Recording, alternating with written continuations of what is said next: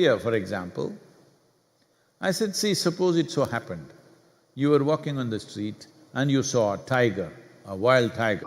Sadguru, during the lockdown, we have gained a lot of weight from overeating and no physical activity. Can you offer us some simple weight loss tips, please? So, I was talking about your psychological struggles, now your physiological struggles.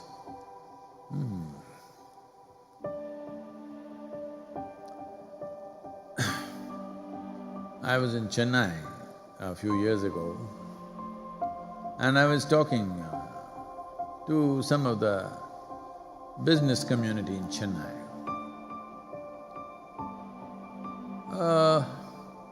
They were not particularly obese or something, but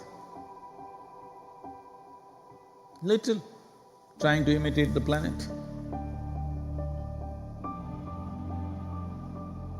Not by being on a spin, in form, I mean. So I said, as a generation of people, look at your condition. If I had come to Chennai 50 years ago or 100 years ago, in what physical form people would be, in what level of physical fitness they would be, ordinary people I'm talking about. I'm not talking about gymnasts, sports persons, not those kind of people, ordinary people on the street.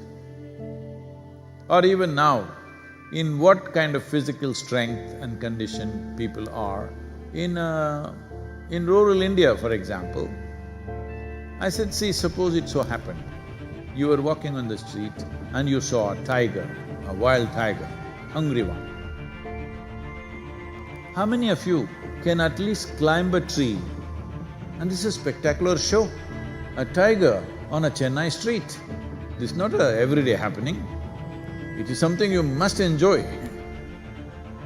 But how many of you can climb a tree, which is the trunk of it, usually the city trees, what is on the avenues and stuff, is not more than 8 to 12 feet. How many of you can climb this 8 to 12 feet and sit on a branch and enjoy the wildlife view? No. Only those guys who are doing the menial jobs, the guy who is sweeping the street, maybe he will go sit on the tree and watch how wonderful a breakfast you are. Why have we become like this? It's not that tiger is where is the tiger going to come? That's not the point. Why are you in this condition that you cannot do anything physically anymore? All you can go to office and come back. Those things are also necessary in today's world, but is it not important that you are in some way physically competent? Physical competence is a reflection of your physiological strength.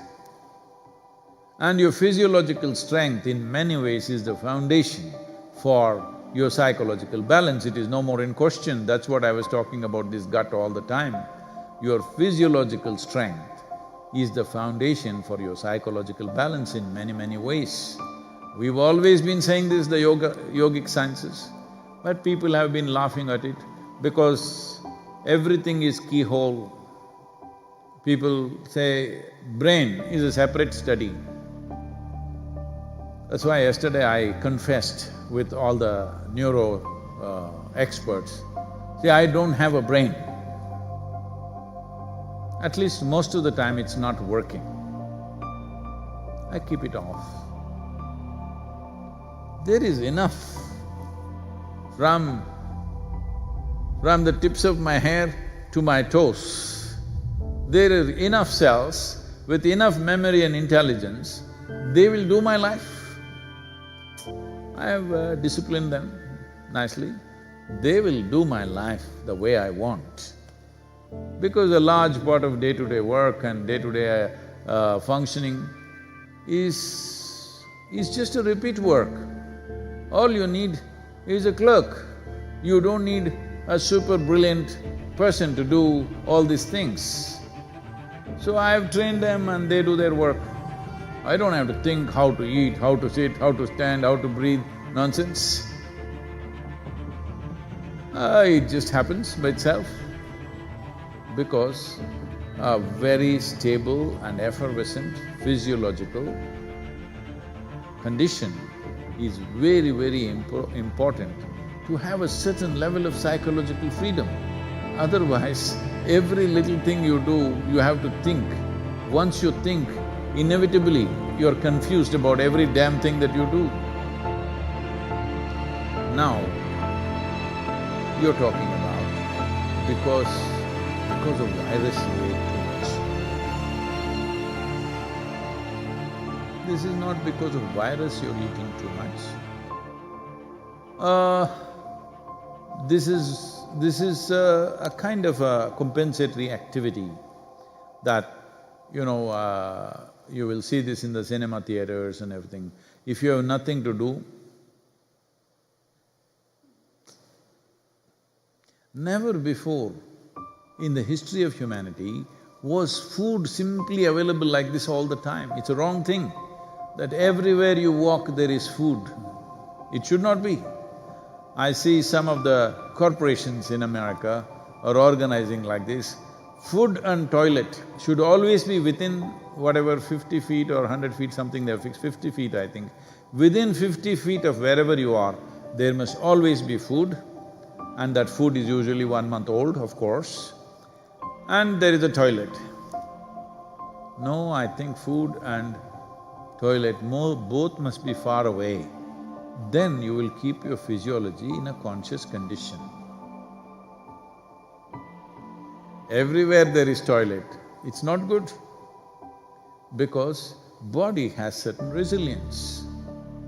You wanting to run to the toilet is not just physiological, sometimes it may be when the body, at some time it's disturbed, at that time it may be. Otherwise, in normal conditions, it is more a psychological condition than a physiological condition.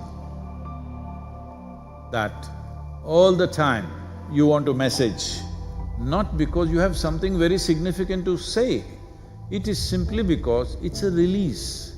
Similarly, going to the toilet is a release, sexuality is a release, wherever, whenever, whatever, all the time the same things, because you are building up nonsense within yourself all the time.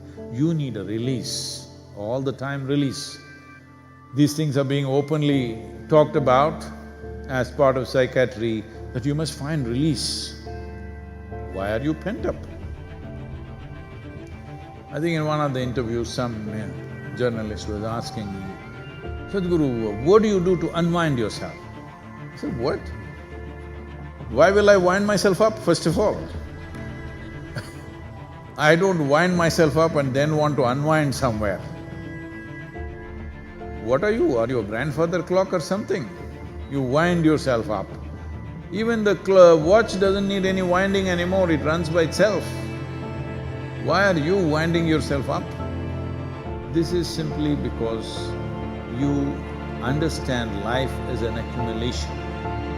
Yes, body is an accumulation, mind is an accumulation, but life is not an accumulation. It's a phenomenon that's happening. If you have not tasted that phenomena, you know only accumulations, you always think the safety is in accumulation, whether it's wealth, money, this, that, and body. But at least your money you can keep it in the bank, though it may be heavy in your mind. But if you accumulate too much body, you have to carry it around every moment of your life. And in the world today, 30% of the population is malnourished, and around the same percentage of people are obese, overweight.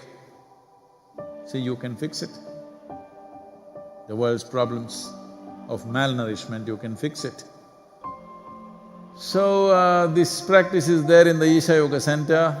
Whenever cause comes up, when Isha Vidya, educating rural children, raising funds for it became a problem, Then many people in the yoga center took this up. On Wednesday evenings, I won't have dinner and let that money go to the children. I think you must find 7 causes like this.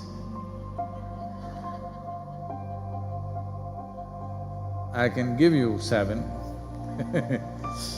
Monday for Rally for Rivers, Tuesday for Kaveri calling, Wednesday for Isha Vidya, Thursday is called Guruvar, this is for your Sadguru.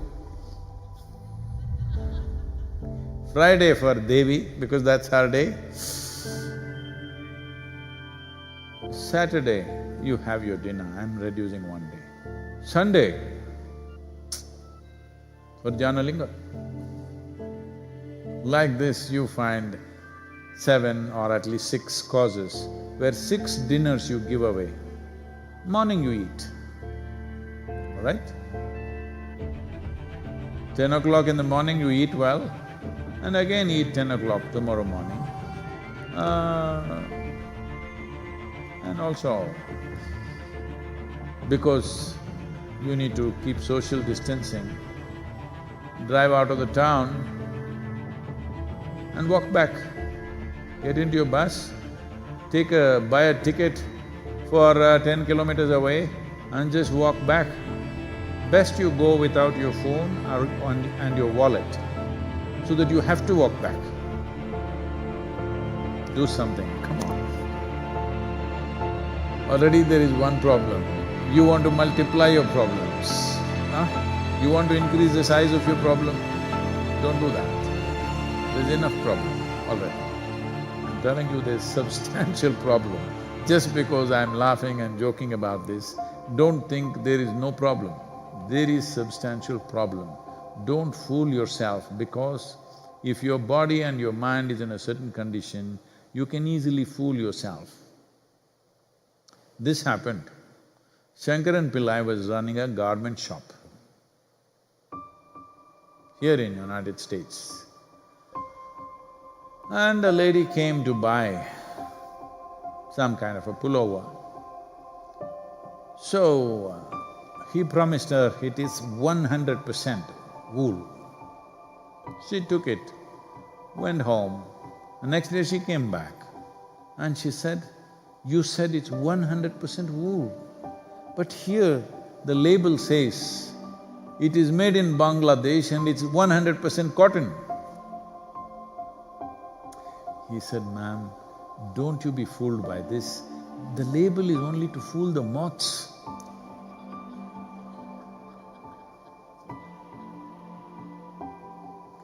Like this, there are so many labels all over the world, don't go by that. This is a simple experiment you must do, all of you who are sitting now on the floor. When you get up, you must use only 2 limbs to stand up. All of you, in your life, you must keep this up however old you are. This is a simple test for you. You sit down cross-legged, and when you want to stand up, you use only 2 limbs. That means you don't do 4-wheel drive. Just get up with your legs. This much fitness at least you must manage. If you can't climb a tree, there are not enough tigers to, for them to roam in your city. If you can't climb a tree, it's okay, but at least you must be able to stand up. This much fitness you must maintain. Please do that for yourself.